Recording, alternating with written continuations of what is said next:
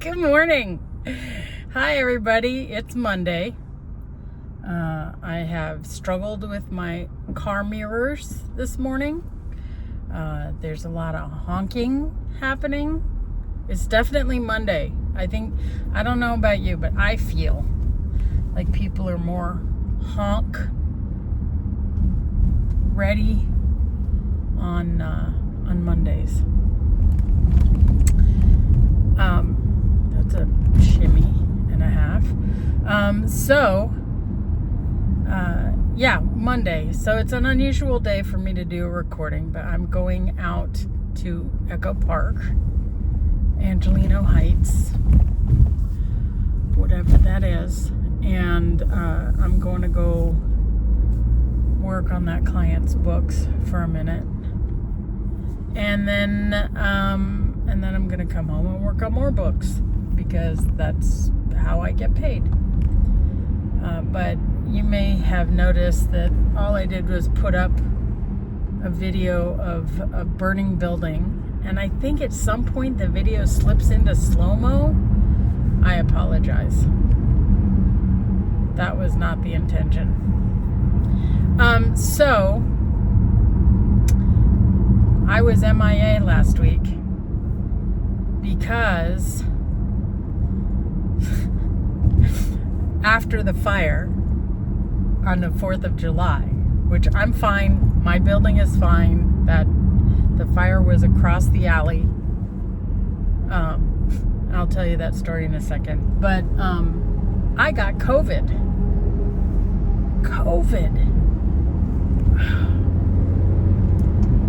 And it was tough. This is like the 4th or 5th time I've had COVID. COVID loves some Laura. That's just how that goes. And I do not know where I was when I got it. As we have discussed, I'm fighting my hermit nature and trying to get out in the world.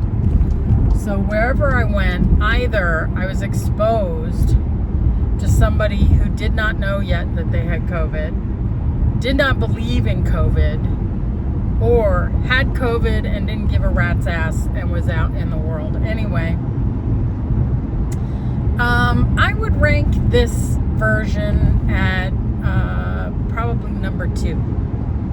The most intense was the first time I had it. This was the second most intense. I had a fever for days, and my body temperature runs a little low. I start hallucinating when I hit 102, at which point I should be hospitalized. I hit 100 for a couple of days, and just the sweating and the body aches and and I thought I couldn't think. I really couldn't think. And a friend of mine said, I think you were exposed to toxic fumes from the fire. Okay, so I kind of went with that theory.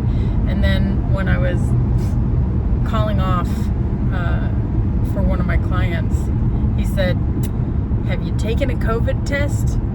Because the number one symptom is a sore throat, and my throat was on fire. And I don't know why. This is the second time I've had the sore throat that it didn't occur to me it might be COVID. Sore throat, remember. Because I don't get sore throats. It's not a common experience.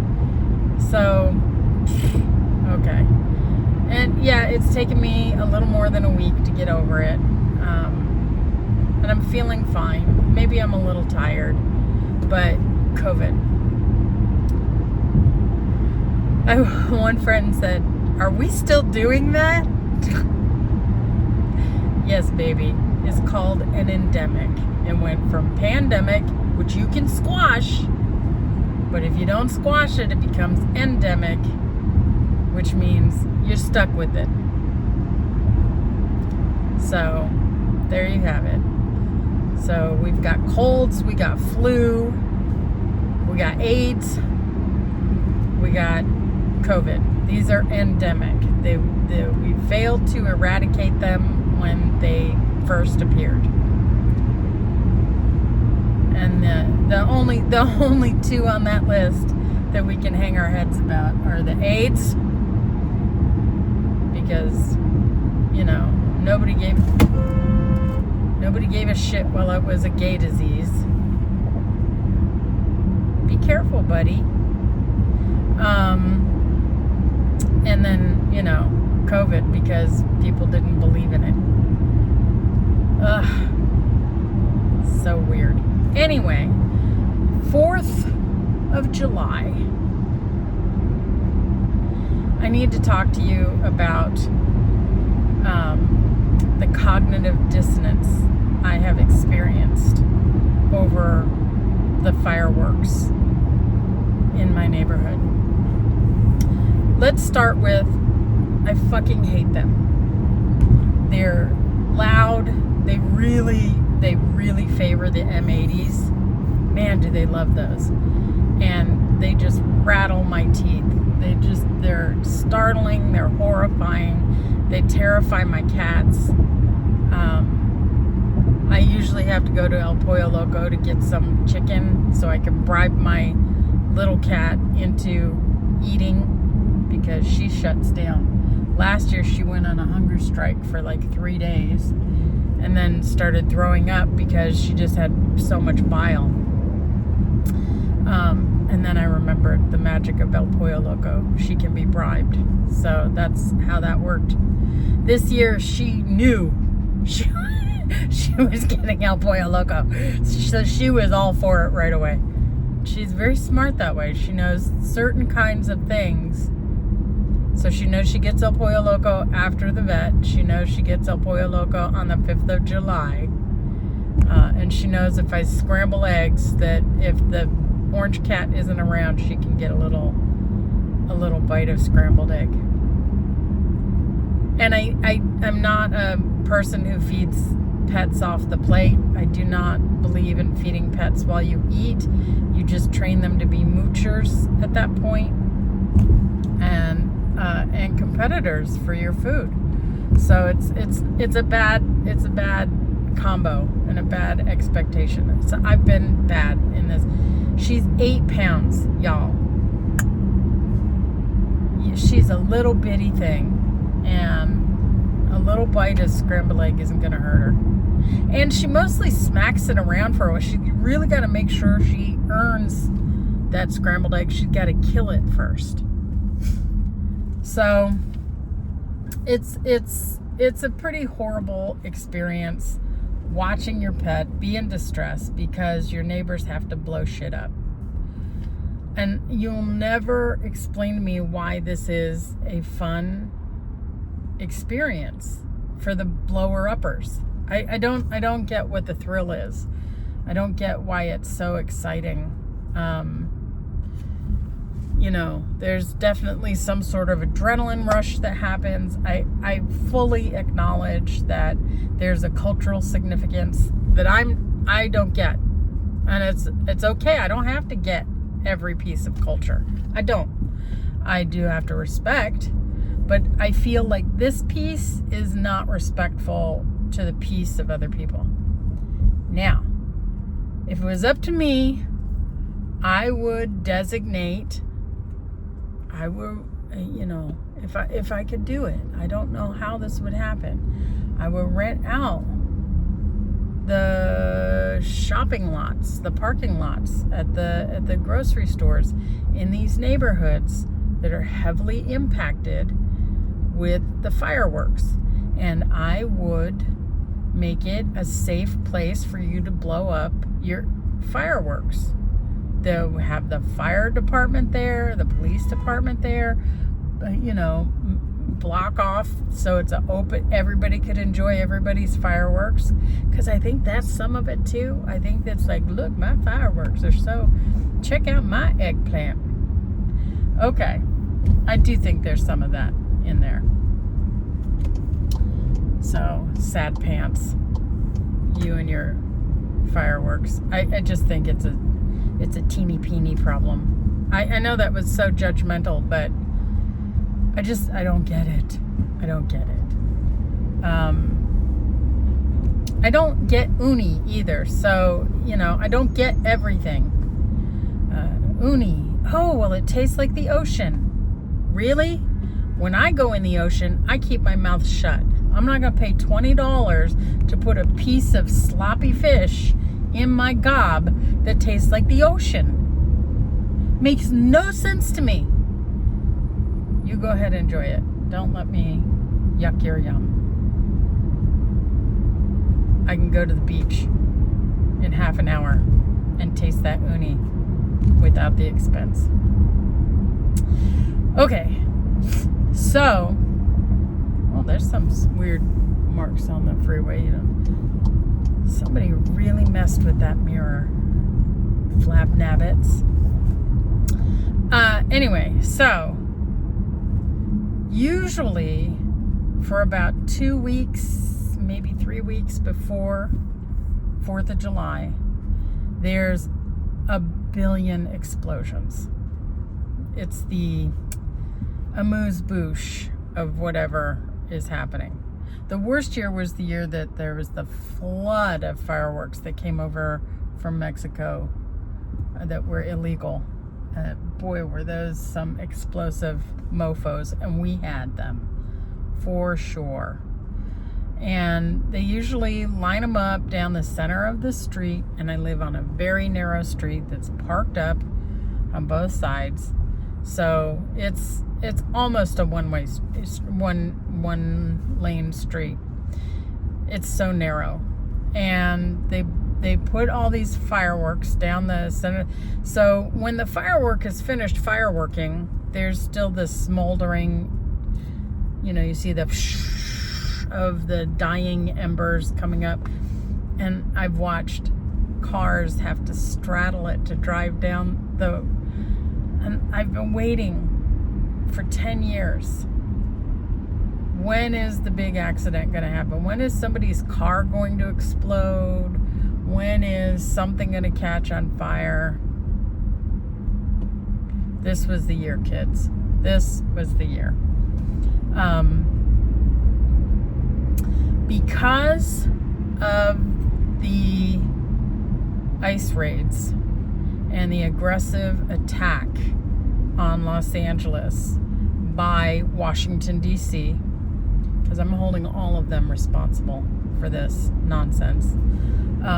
Instead of turning the front street into a fire hazard, they turned the back alley into a fire hazard. And you guys have seen the alley. I start my chats usually. This morning it was a mess because I had a lot of mirror issues. You didn't need to see me cussing out my mirrors. Nobody needed that. I didn't need it, and I lived it. So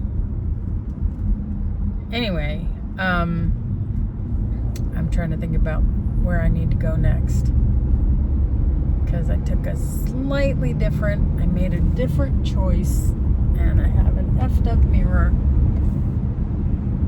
Okay, it's gonna be okay. Everything's okay. There are roads. I have a phone. Nothing too traumatic can happen, except maybe crashing my car. Keeping my eyes on the road, like the one fellow said. They're gonna let me over. Let me in. Thank you, sir.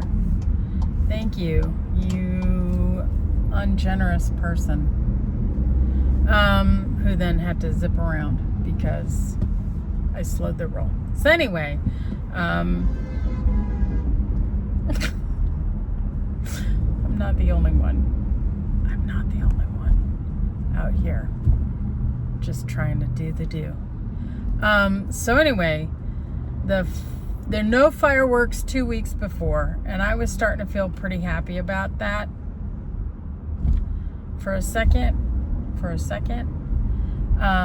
because the other half of me, and here's where the cognitive dissonance kicks in, I was crushed that the reason there were no fireworks in the 2 weeks before.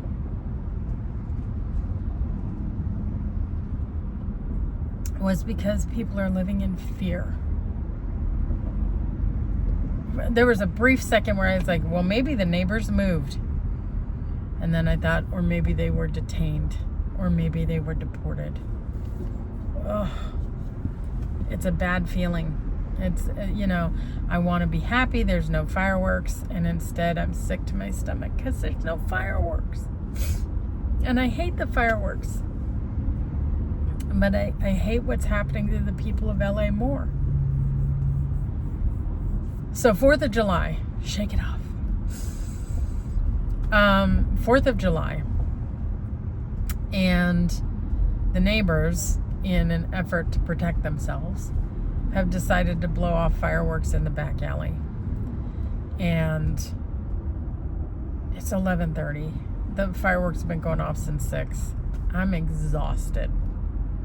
I need to get some sleep. And I thought, I'll try to get some sleep even though there's explosions everywhere. And then, as I'm straightening up, I hear somebody go, he, we did it.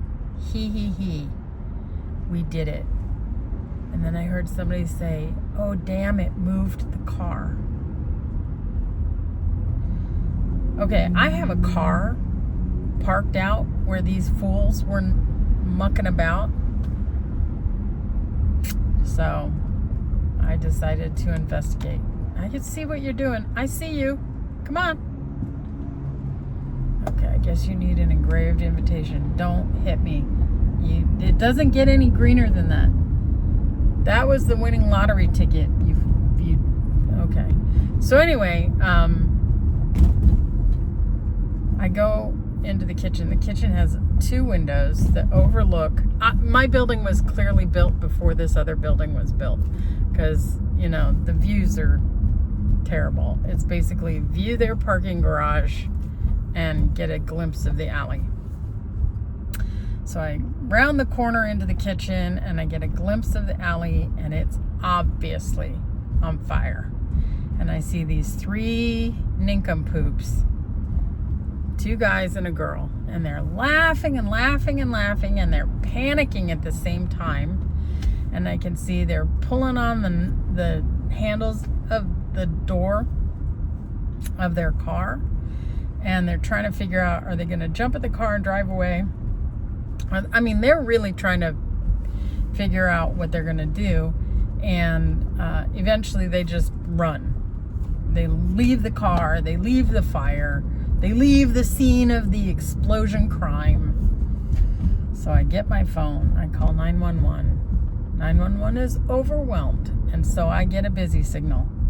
So I try again, and I got through. What's your emergency? My neighbor set the alley on fire. Please hold for the fire department. What's your address? I tell them. The neighbor set the alley. We're on our way. I hang up. And honest to God, they were at the house in less than 3 minutes. So I go up back to video it, thinking, oh, maybe this is the time I'll finally learn to edit and blah, blah, blah. I apologize. I'm not editing stuff like normal people do. I'll get there. But as I'm videoing, the neighbors from the first apartment come out. And it's at this time they say that the firemen had been to the alley 30 minutes earlier, and they put out a dumpster fire that those yahoos had done at their own building. So first they set their own dumpster on fire, and then after the firemen put that out, they decided they still had more fireworks. So they went out and they did take 2, and this time they caught the tree and the fence and the dumpster on fire. There was an automobile parked right next to the dumpster that was burning. It was a lot. It was a whole lot. And, here it was. Finally, the thing I have dreaded for more than 10 years finally happened. The massive destruction, the potential death of people. I mean, people are throwing buckets out the window of the second floor, hoping to get water. I mean, people were panicking. The firemen show up with their hoses and people are yelling, water, water, what? Like the firemen are going to get the hose and drag it over to a fire and not turn on the water. People who are in a panic state are just dumb. Yeah, it was a whole lot of dumb. So they put the fire, it took them about half an hour. They put the fire out, and in the middle of the night, that's when I woke up with my throat like razor blades. And so it was a lot. It was a big weekend at my house. And then, and then I was just laid out for days and days. Okay, I gotta see if I can get a parking in front of her house, because that's the other thing is I have something called tennis leg, which is a rip in the muscle. And on 4th of July, I was finally getting into bed, and I just felt the muscle go. It was like, when Clark Kent rips off his shirt so he can become Superman. I felt like buttons pop, pop, pop, pop, pop, pop, pop inside my leg.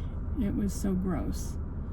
And it hurts, and I'm hobbled, but I'm okay. I'm much better. And and I got Doris Day parking, DDP, right in front of my client's house. I'm gonna go in and get to work. And did I finish the fireworks story? Here's what I want to add. I'm telling you right now, if the police detectives came to my door and said, "We hear you know who blew off the fireworks that set the crap on fire," the answer to that would be yes. And when they ask for identifying stuff, the answer would be no. And the answer is no, because the fireworks started at 6:30, and the fire that I reported was at 11:30, and that was 30 minutes after the first fire happened. And nowhere in there did anybody come out to say, "Stop blowing off fireworks, here's your citation." It's an unenforceable law, and I just feel like we need to review these situations. If you have a law that is unenforceable, does it really need to be a law? It's worth considering. I'm sure there are laws that are not enforced that come in handy once in a while. This is not a come in handy law. This is a law that's in place to prevent fires and injury. I think injury was avoided, but it did not prevent a fire. I'll get some footage later of I got some aftermath video the day after. They finally cut out all the dead stuff from the tree. It just looks like there's a big hole in the tree now. Okay, that's everything. I'll talk to you later. Bye.